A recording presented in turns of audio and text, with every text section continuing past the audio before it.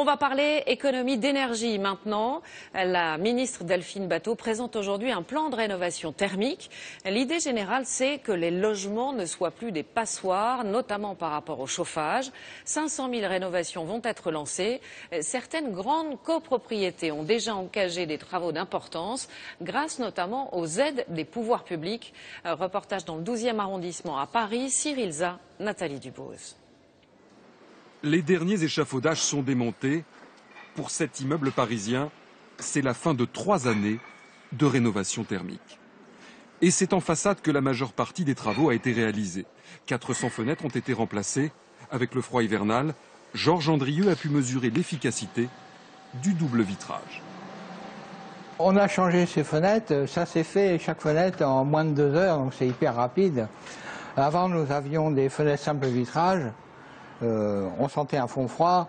Maintenant, avec ce double vitrage, sur 5 radiateurs qu'on a dans la pièce, en fait, on en a fermé 3 parce qu'on avait trop chaud. Donc ça veut dire que ça fonctionne.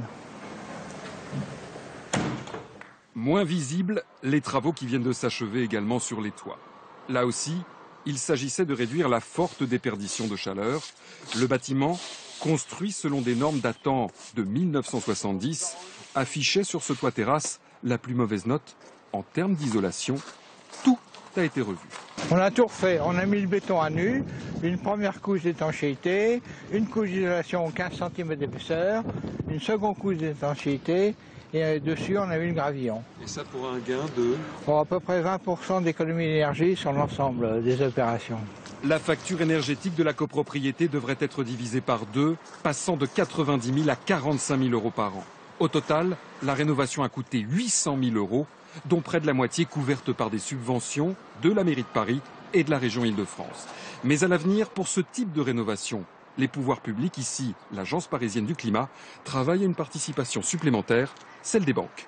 L'étape suivante, c'est vraiment d'avoir des produits financiers qui permettent à une copropriété d'emprunter de l'argent et de le rembourser sur les économies d'énergie qu'elle pourra réaliser.